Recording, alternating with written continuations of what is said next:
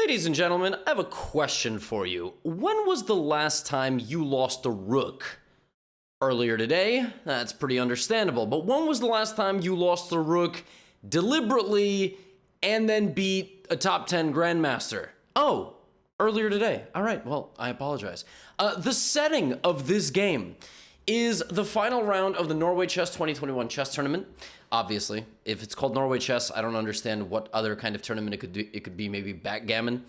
Our protagonist, Alireza Firouzja, is the newest member, along with his opponent, of the World Top 10. He's now the #1 ranked player in the country of France, actually several rating points above Maxime Vachier-Lagrave and Richard Rapport. Now, final round games are usually super exciting, so because the players just have kind of given up on the tournament. They're like, all right, let's just have some fun. So we have a Sicilian defense. I mean, that's not like the craziest thing in the world. And we have an invitation for an open Sicilian defense, and Rapport's like, let's go. Knight c6. Very interested to see what would happen if the move d4 came on the board. This is kind of nowadays now known as the Magnus Sicilian, because Magnus plays knight c6 a lot. But Alireza plays bishop to b5. This is a much more closed Sicilian, and essentially what the player with the white pieces wants is to trade more often than not and damage the structure and then rebuild on the light squares. So d3, h3. This knight waits to see what's going to happen on the queen side. This bishop comes and targets this pawn. Very complex positions, tons and tons of different setups for both sides. But Rapport plays knight f6.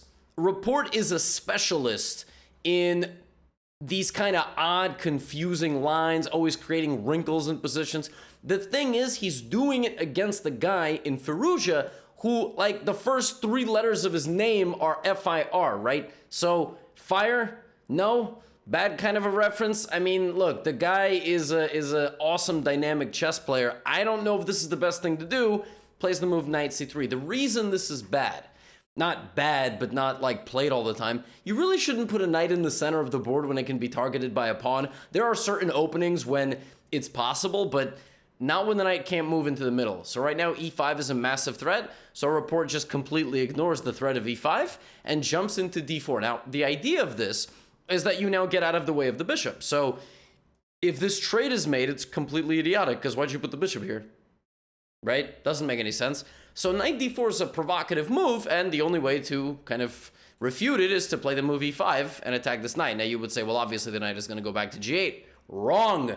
We're going to take this bishop, and now deflecting the knight, we're going to move this to d5. Okay? So both knights are a little stupid. You can attack one like this. You can attack the other with c4. There's actually some positions where this comes back and white makes this trade. And basically just says, look, dude, you clearly don't know how to play chess. None of your pieces are out. And I'm just going to castle. My bishop comes out. My pawn controls the middle. Very nice position. The main line here is actually this completely ludicrous move, knight g5. Yeah, 3 horses just standing in the center of the board. This is what happens when you leave super GMs unattended. And now the main line here is the move f6. I'm not even joking. This is legitimately the main line.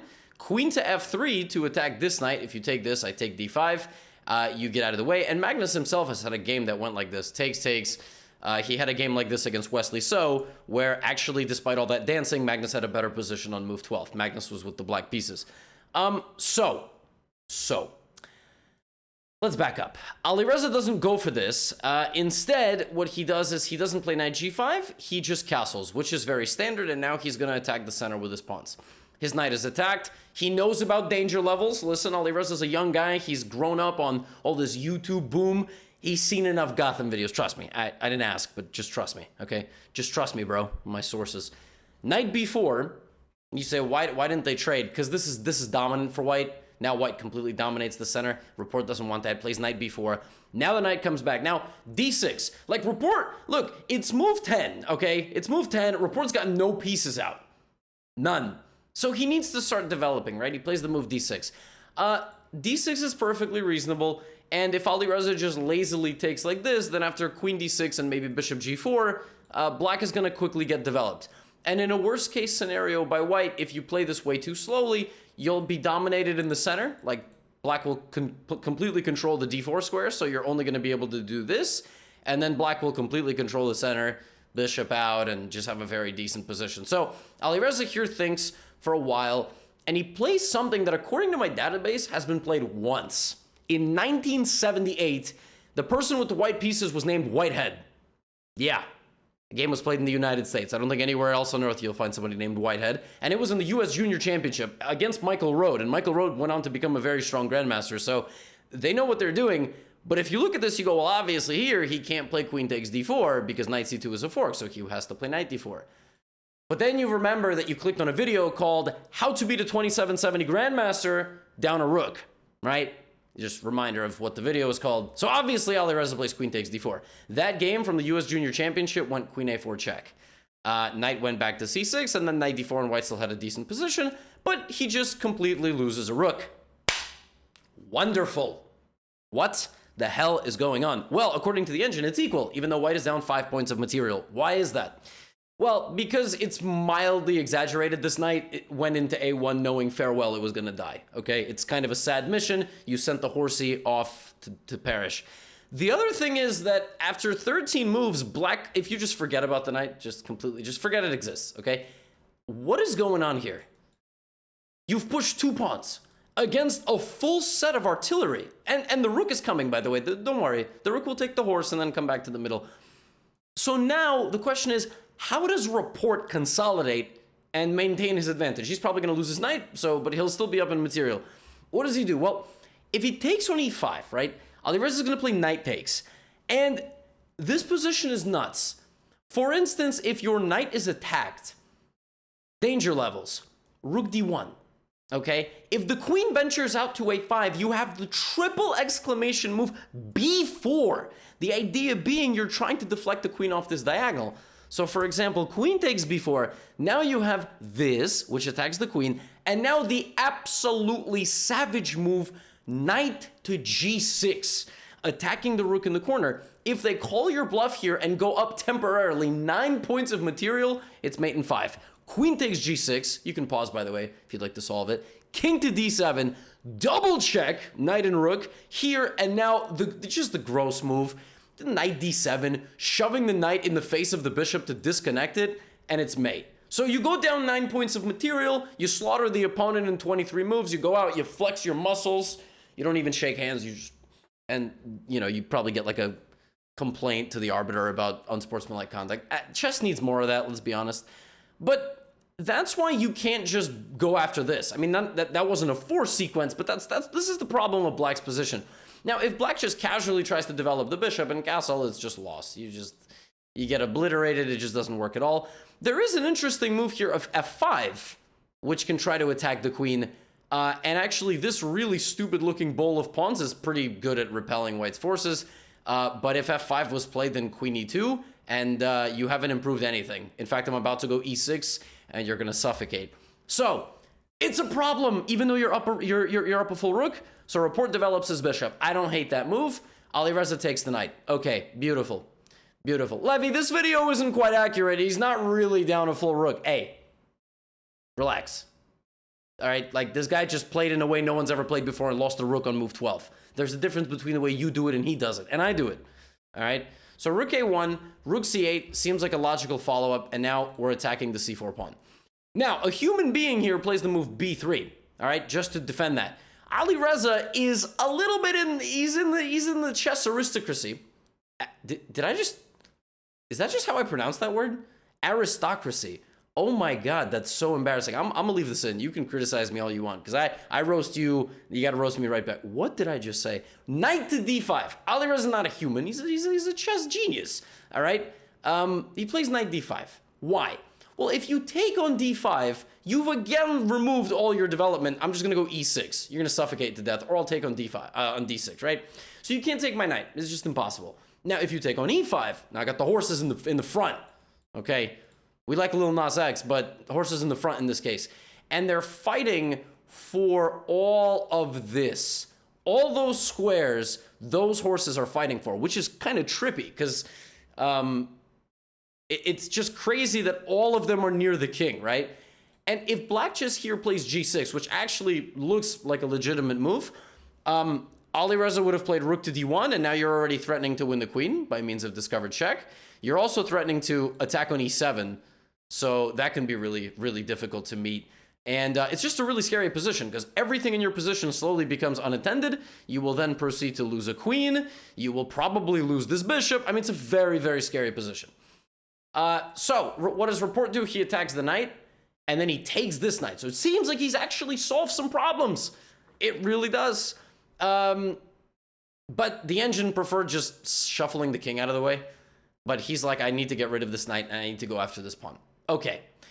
Once again, the machine, cold-blooded as always, here recommends just putting your face into the barrel of the gun, allowing en passant, and just blocking everything. I don't really know how practical this is. I think if you give the engine some time to analyze it, it's going to think this is terrible. But it actually doesn't really see a way for white to really get a huge advantage here, which is going to get this kind of position. And white will try to win an endgame, probably. Trade some queens, and then win like a 2-on-0. Take this pawn or something.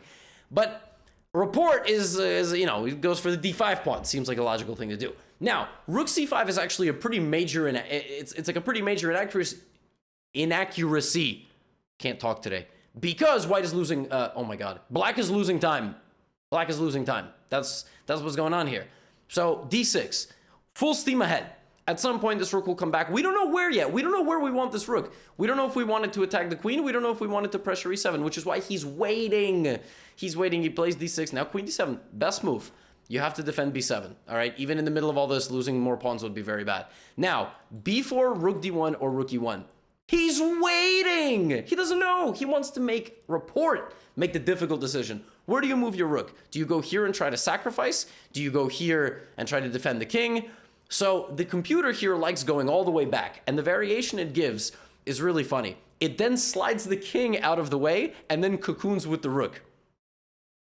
As a human, it's really hard to put your pieces like this. Considering you just activated your rook, why would you then put it back in jail? I don't know. And also, like, now you got to deal with the C-file infiltration, right? You got to deal with this.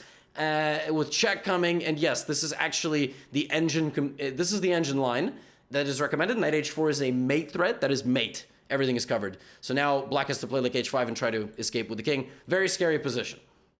Rapport instead goes to c6, which is a major mistake. Why? Why is rook c6 a major mistake? Well, to a beginner, you're like, well, he's saying it's a major mistake because it could be taken. It's a one mover. No, these guys are 27-70. Put some respect on these names. No, it's the problem that the rook is going to be a target for this knight move. That knight move is coming in the future, and now it's going to be, it's a problem. Whereas if the rook had gone back to c8, it wouldn't be so bad. So Alireza plays this. Now this is a pretty big threat. So Rapport plays king to f7. He can also still play e5 here. Plays king f7, and here comes the knight. Now we see the problem. But Rapport here, he came prepared, okay? Rapport had an idea. And his idea was that when the knight arrives on d4, he's going to lash out. Now is his moment. He's going to lash out, and he's just going to give away this rook. All right? That's the plan. So, after the move e5, queen d5 check is played. And in this position, he has a decision of king e8 and king g6. He can also lose his queen, okay? He goes to g6 because it seems safer, believe it or not. Because the only thing that white can do to attack this king is to repeat moves. Here is the getaway variation that he could have played if he had ran the other way. Again, very difficult to do. A lot of the engine lines here make no sense because you make a move, your opponent reacts, then you got to do the complete reverse. King e8, this is what would have happened. Bishop takes e5 to sacrifice yet another piece because why not? So now white is down just a clean full rook. And now you would give this check on a5 because nothing can block. If b6 then takes in here and it's game over. King c8, and now Rapport had to find this. Knight c6? Not to take this knight. Bishop here. To escape to c8, he had to see that the knight stays here, and he goes here. Why? Because he needs to activate the rook to protect the back rank. There's nothing scary now. If he took on c6, he would have been slapped upside the head with this absolutely brutal sacrifice, where Alireza would have been down all this material, but checkmating. Shout out to the d6 pawn. So he had to find that. That is the only way you can find this escape. He doesn't find it. He goes to g6. And now here comes the sacrifice once again. If you play f takes e5, then there is the absolutely savage move, knight f3, a calm retreating knight move to just take on e5 and family fork. Bye. And by the way, if you play bishop takes d6, it helps nothing because you lose your queen. Oops. Brutal. Absolutely brutal. So what does he do? He takes on d6 instead. He's like, I can't take on e5. Now Alireza plays this. Okay, the worst is over. Wonderful. Material balance has been restored. The problem is it's +5. Why? Check. Here. We need to repeat one time. And now Alireza has to play a calm move himself because bishop takes h2 is a threat. So he plays g3. Now h6, because we're going to try to run away. So we play rook d1. And somehow the slow moves kill the position for black because black just simply can't do anything. For example, if black plays the move bishop to b8, you of course just take the queen. Now, if black moves, I don't know, queen c7, then knight to e6. If black moves queen e7, then knight to f5. If black moves queen to d8, then check, maybe king f7, and now knight to f5.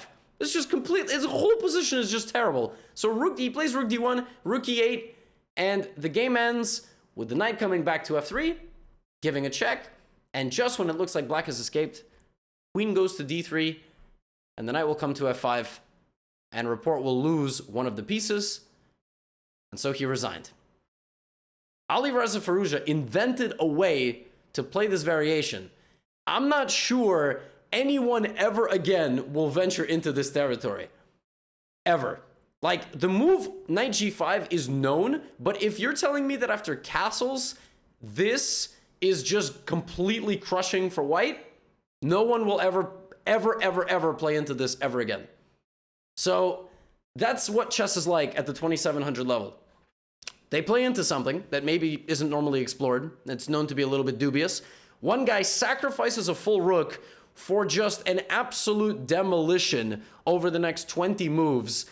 And at times, Rapport could have held on with absolutely perfect play, but why would anybody sign themselves up for that? So, big win for Alireza. And after this tournament, both of them made it into the World Top 10. Rapport at 2770 in 9th place spot, and Firouzja 2769 maybe on the 10th place spot.